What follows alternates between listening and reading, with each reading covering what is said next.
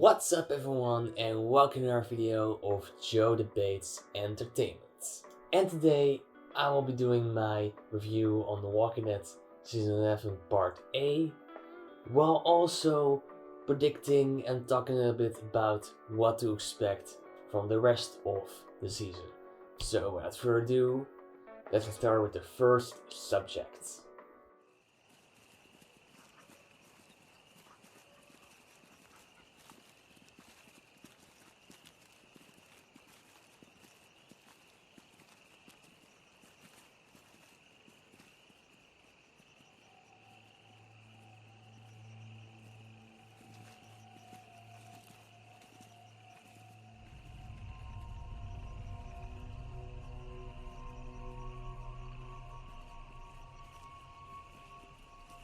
This place sure has gone to shit since last time I was here.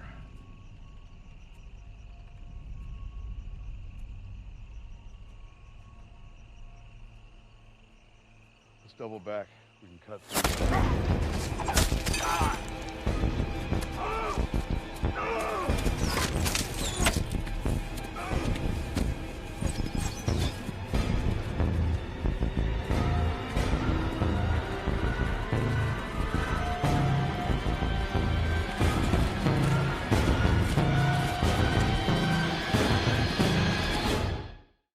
In the first 3 episodes of Season 11, we are introduced to the terrifying new group known as the Reapers.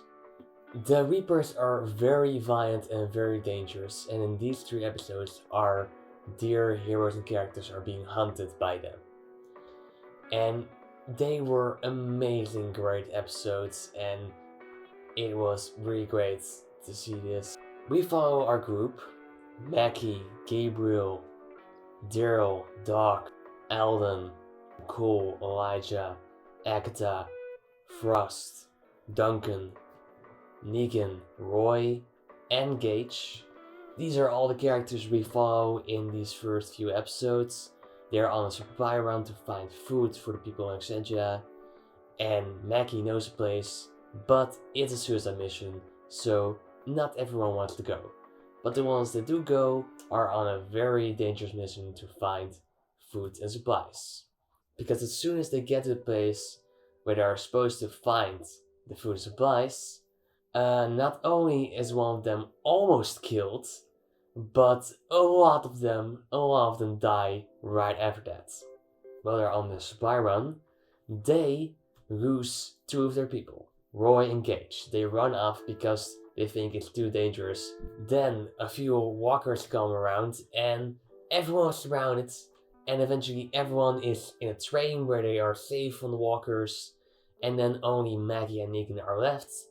And because Negan doesn't fully trust Maggie yet, he leaves her to die.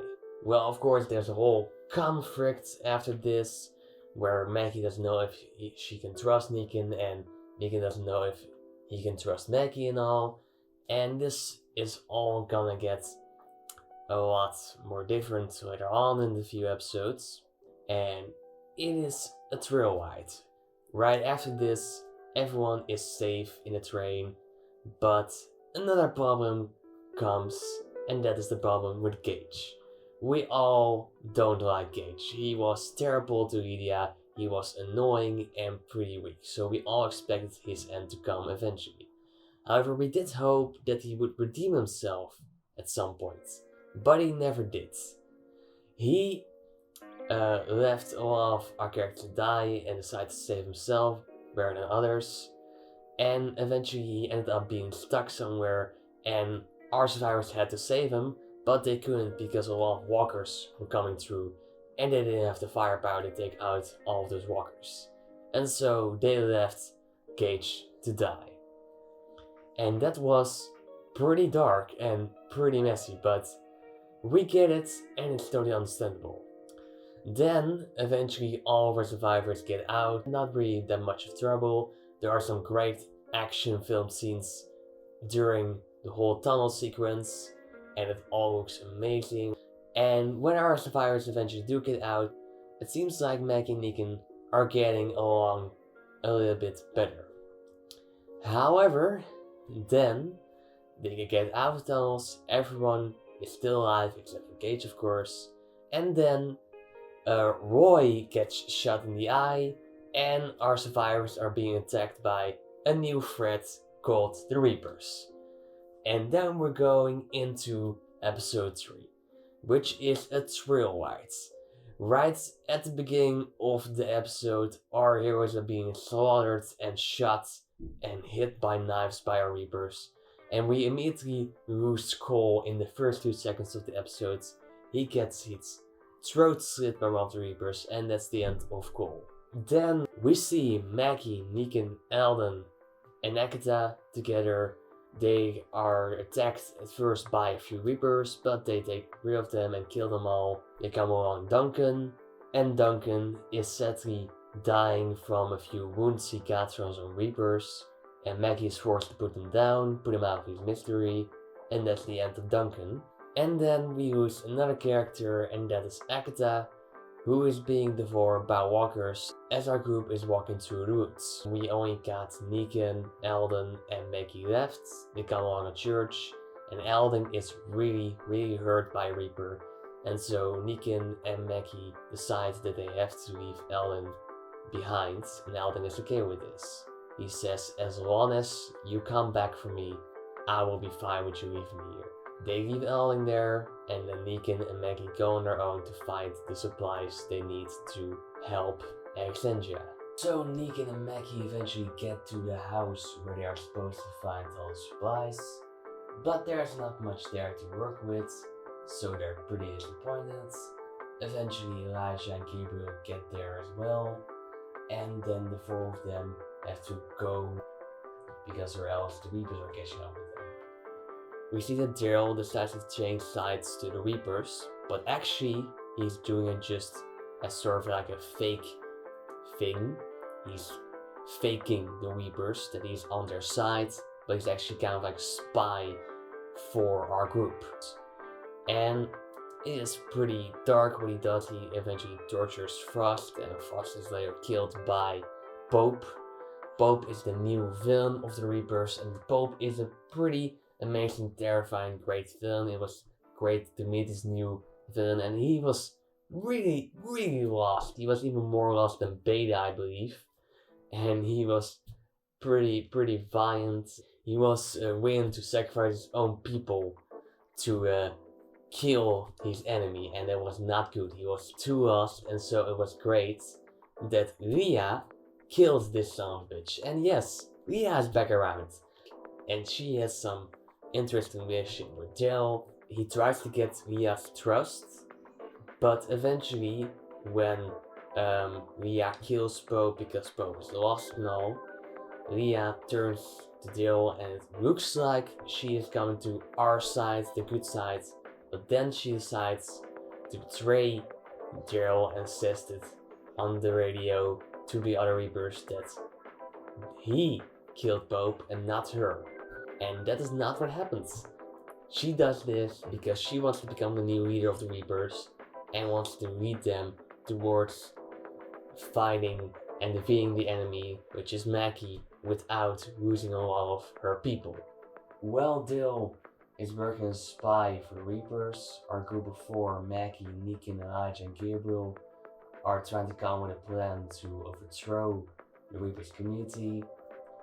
They send a herd to their community, then they walk through the herd with skins of walkers all over them, so they can walk through the walkers without being caught.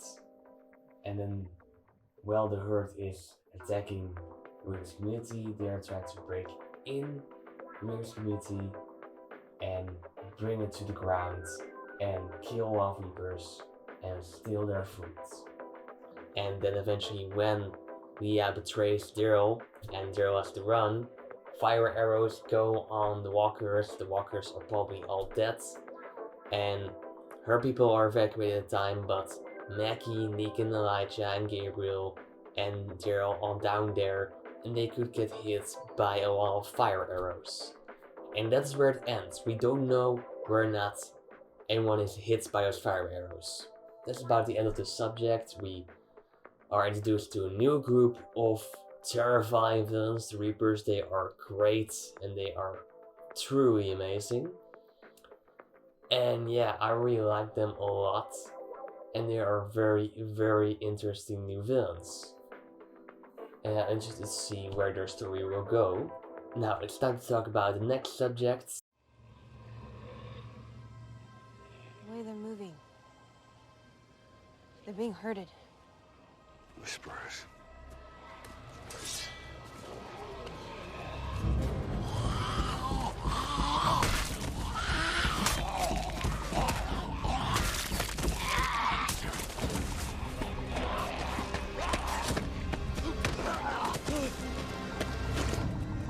Don't kill him! I know him! What the hell is he doing here? Let's find out. Hilltop was destroyed in the last season by the Whispers. Our group had to leave Hilltop behind and decide to live in Alexandria. However, in this episode, they go back to Hilltop, it is destroyed, and a few of our survivors, Aaron, Jerry, Carol, and Leah, go to the Hilltop to see what's left. Maybe there are some supplies there, and maybe they can clean the place up as they are there. And they come around a few Whispers who turn out to still be alive. And that was really a big surprise. We all knew that some Whispers may have survived episode 16, and it turns out they did. And our dear heroes question these Whispers, but they eventually leave them alive. And they find about some pretty interesting information, which I will get into later. But anyway, it's nice to see Hilltop again, and I'm hoping that they will rebuild it, because Hilltop needs to come back to the show, in my opinion. But anyway, time to talk about the next subject.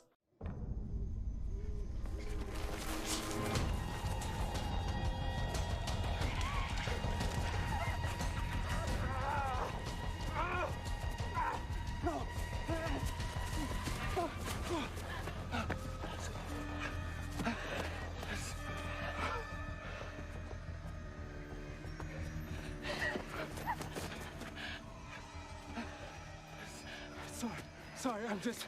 No, it might be a house. We can hide. No.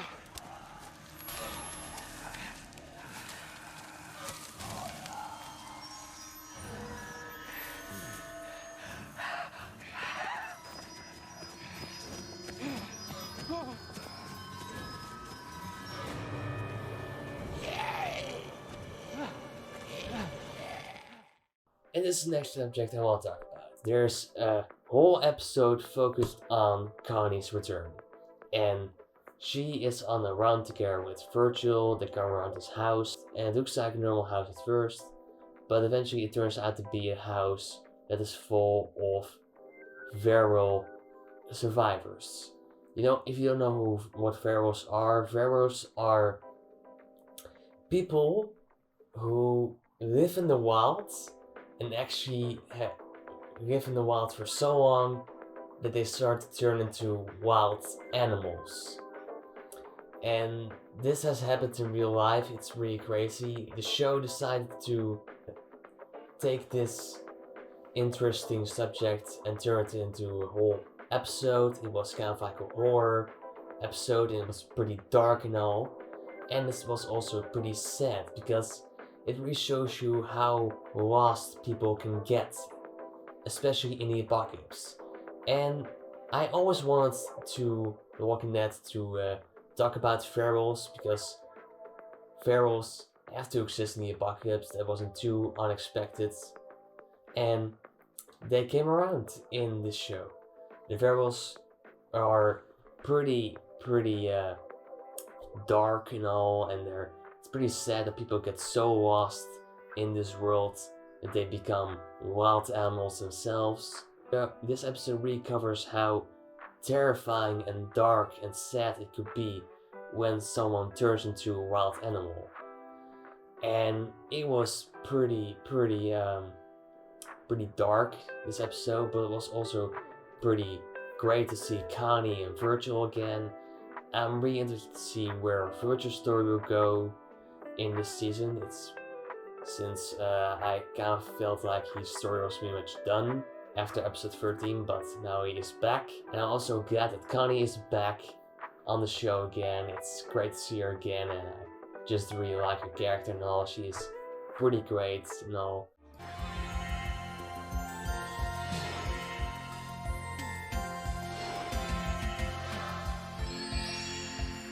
Hello, I'm Lance Hornsby. Welcome to the Commonwealth. If you're watching this video, you've made it through the rigorous screening process of the Commonwealth community and have been approved to join us. Under the leadership of Governor Pamela Milton, we are over 50,000 strong, with every person specially assigned and curated to the job best suited to their skill set, to keep this community thriving.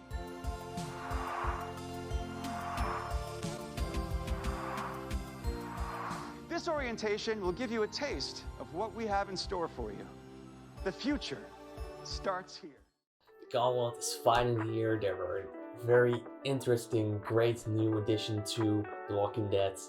As you know from the comics, the Commonwealth is a big, giant community with a lot of resources, and they actually kind of live like the old ways when it was before the apocalypse. They have their own restaurants, their ice cream shops, their libraries, they have a council, they have judges and lawyers and soldiers and whole military.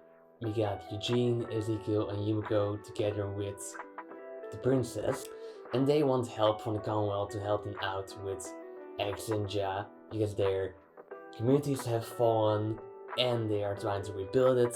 And they now have trouble with the Whispers and Reapers, and so it's great to have some help from a pretty big force like the Commonwealth.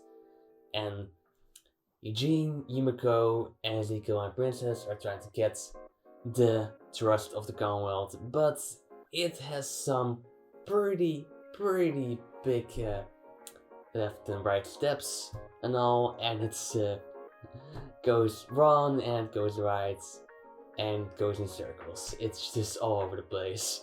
But eventually they do get help from the Commonwealth in some kind of way. Eugene is imprisoned, and then Lance gives him one more chance and tells him and asks him where does it come from, where is Alexandria, and how can he help them.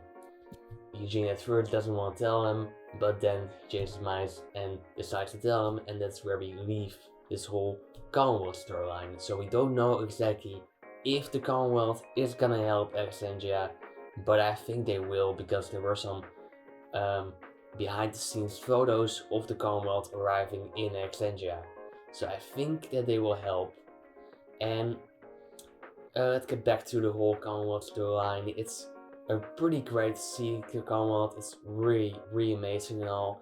I'm kind of disappointed that we haven't seen Pamela Milton yet, the leader of the Commonwealth, but I understand that, of course, with Corona, and because it may not be right yet for her to be introduced, but we will of course see her in the next part of the season. But what I do really like the fact is that in the comics we had a storyline where Michonne was reunited with her long lost daughter Elodie, and Michonne is not in the show anymore. So someone else had to take that storyline place. And instead of having a mother be reunited with her daughter, we got a brother and sister being reunited. We got Yumiko and her brother Tomi being reunited together. And it was pretty good to have them back together again, and it was pretty interesting and all, and pretty fun to see that.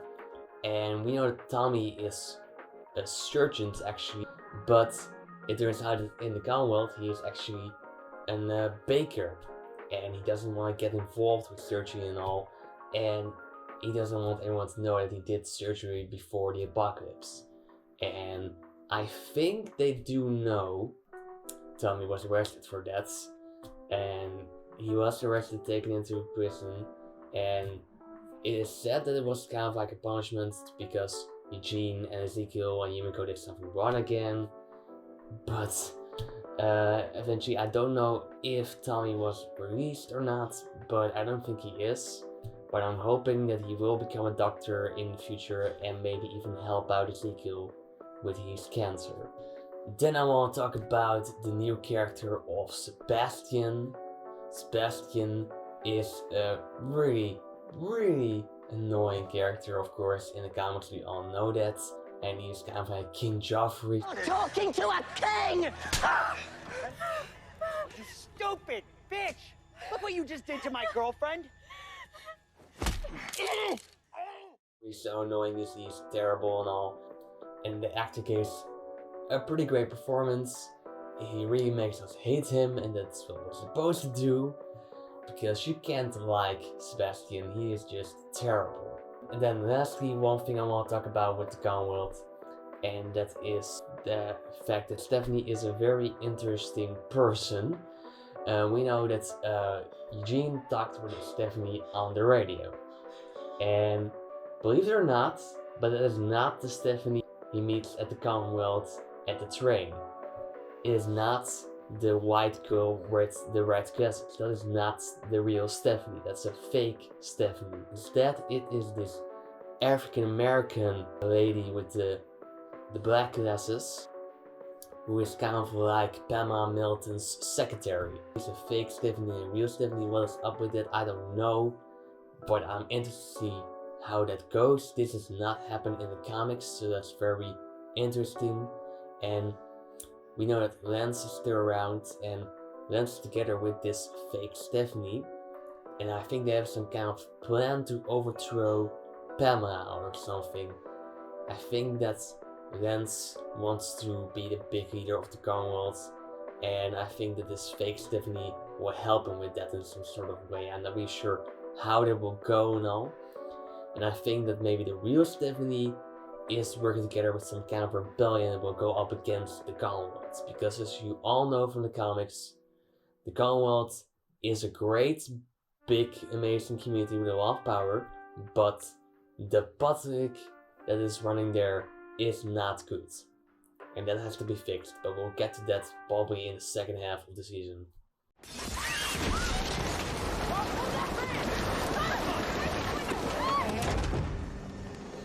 Stay here. Okay, keep it close. Is everyone okay? That's even worse. What was that? Against the wall. Back. Then the next thing I want to talk about is Mother Nature. The season ends with our dear survivors at Alexandria. Mother Nature attacks. There's a big storm outside. Walkers get in Alexandria, and our survivors have to stay in the house, or else they will get killed by walkers. And then the house gets attacked by walkers, and our group has to fight the walkers. They decide to hide upstairs, and this is where it gets very thrilling. Judith and Gracie are separated from the rest of the group and are hiding in a basement, whereof water is coming in through the windows because of the storm and all.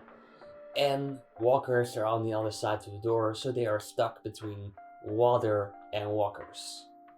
And yeah, they are stuck pretty bad, and I'm really interested to see how they get out of there, because we don't see what happens to them after this. I'm also really interested by this whole new threat, Mother Nature. Mother Nature is not really that big of a threat in The Walking Dead, and it was this time, and it was pretty interesting to have that as a sort of another villain. And yeah, I really like the action and all in this sequence. We had Rita fighting off some pretty big walkers, which looked pretty badass and was amazing. So this is a really interesting training sequence. We don't know exactly what to expect after this, but I think that everyone in that house is just fine, and we think that anyone died there. It's a pretty interesting cliffhanger and all, a lot of things left unknown after this, and really interested to see where it all goes. The whole first part of season 11 was great.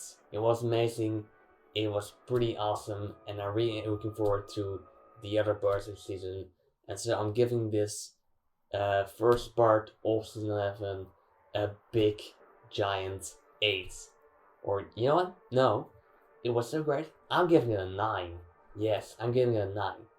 It's getting a 9 because it was so awesome. Anyway, that is all I have to talk about right now.